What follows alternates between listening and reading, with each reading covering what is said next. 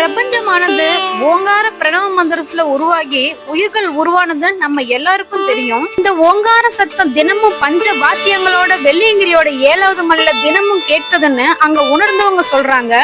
வெள்ளிய உருக்கி ஊற்றியது போல மேகங்கள் படர்ந்து இருக்கிறதுனால இந்த மலைக்கு வெள்ளியங்கிரி மலைன்னு பேரு.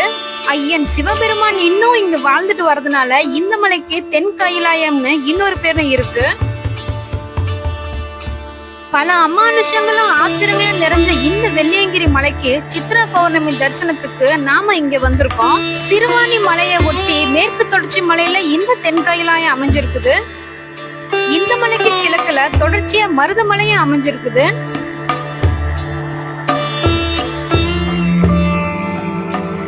கோயமுத்தூர்ல இருந்து 30 கிலோமீட்டர் தொலைவுல இருக்க இந்த மலை அடிவாரத்தை பூண்டின்னு சொல்லுவாங்க. இந்த பூண்டி அடிவாரத்துல தான் நம்ம வெள்ளியங்கிரி ஆண்டவர் கோயில் அமைஞ்சிருக்குது.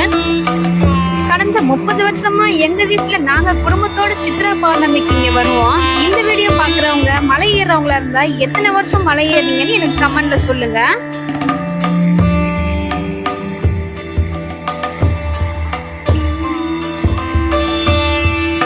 இந்த வருஷம் வனத்துறை அதிகாரிகளும் கோயில் நிர்வாகமும் சேர்ந்து 2 கும்கி யானைய வர வச்சிருக்காங்க.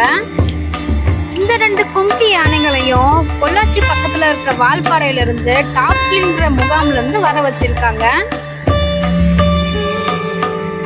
போன 2 மாசத்துல இந்த கோயில்ல காட்டு யானைங்க தொல்லை அதிகரிச்சதால முதல்ல கோயிலை சுத்தி பெரிய பள்ளம் தோண்டி வச்சிருந்தாங்க.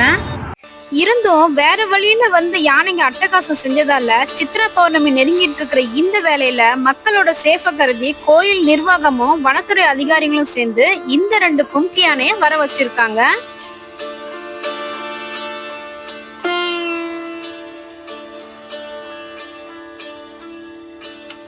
இப்ப நம்ம கோயிலோட என்ட்ரன்ஸ்ல இருக்கிறோம்.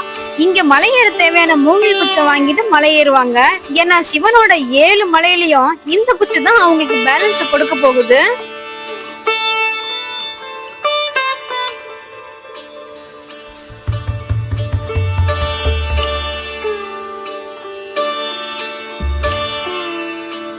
இந்த கோயில்ல சேரன் பாண்டியன், மெல்ல திறந்தது கதவு, அப்புறம் சின்ன தம்பி பெரிய தம்பின்னு 90s படங்கள் நிறைய எடுத்திருக்காங்க.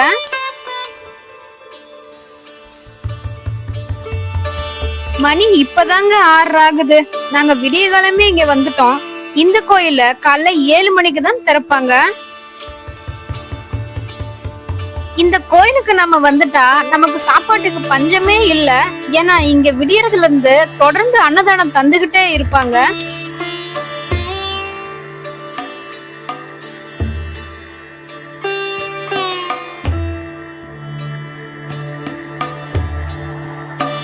ஏறுறவங்க இந்த பூண்டி அடிவாரத்துல இருக்க நம்ம ஐயனை தரிசனம் செஞ்சுக்கிட்டு அப்புறமேட்டு தான் மலையேற ஆரம்பிப்பாங்க.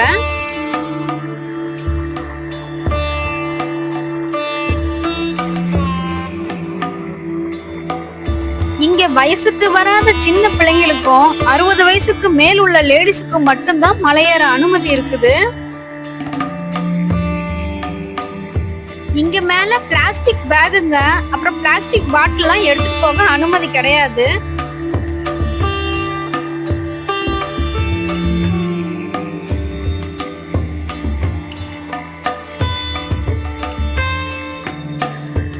இங்க மலை அடிவாரத்துல உள்ள சிவனையும் ஆதி மனோன்மணி அம்மாவையும் வேண்டிக்கிட்டு மலை ஏற வேண்டியதுதான். இங்க மலை ஏறவங்கள ஃபாரஸ்ட் ஆபீசர்க உடம்புல ஏதோ பிரச்சனை இருக்குதான்னு செக் பண்ணிட்டு தான் மேல அமுச்சு விடுவாங்க.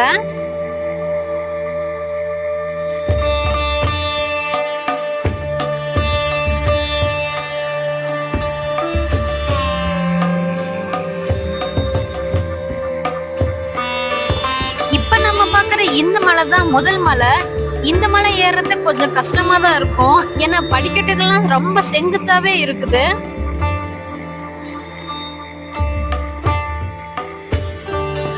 சிவனோட இந்த 7 மலையும் ஒரு மனுஷனோட 7 சக்கரங்களை குறிக்குது. அதாவது ஒருத்தர் 7 மலையும் கடந்து 7வது மலையில உள்ள சுயம்பு சிவலிங்கத்தை தரிசிக்கும் போது அவருக்கு வாழ்நாள் முழுவதும் வாழ்ந்த பிறவி பயன் கிடைப்பதாக அர்த்தம். முதல் மலை இங்கதான் முடிவுக்கு வருது. ஏன்னா இந்த வெள்ளை விநாயகர் தரிசிச்சாலே நமக்கு முதல் மலை முடியுதுன்னு அர்த்தம். இவருக்கு பக்கத்துல நிறைய கடைகளும் இருக்குது.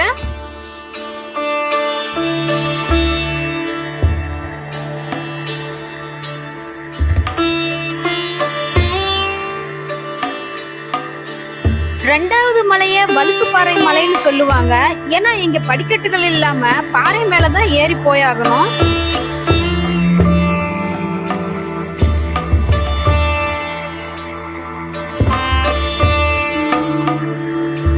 சிவன் சுயம்பு லிங்கமா உருவாகி இந்த 7வது மலையில தான் நமக்கு காட்சி அளிக்கிறாரு.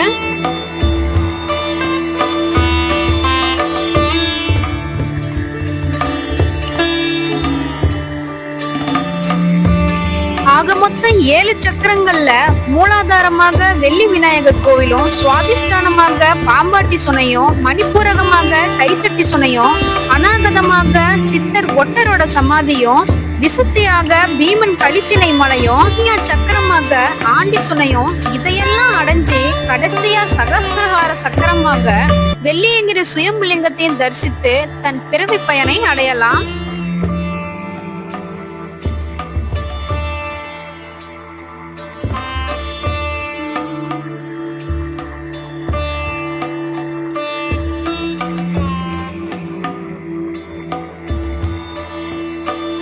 வெள்ளியங்கிரி ஆண்டவரை தரிசிச்சுட்டு நம்ம கீழே மலை இறங்க தொடங்கலாம்.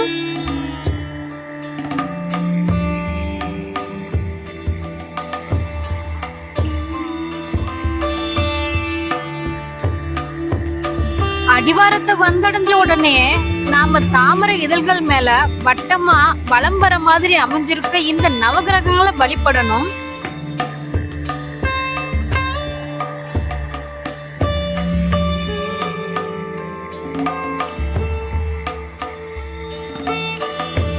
தமிழ்நாட்டிலேயே பஞ்ச விநாயகர் மண்டபம் இங்கதான் அமைஞ்சிருக்குது.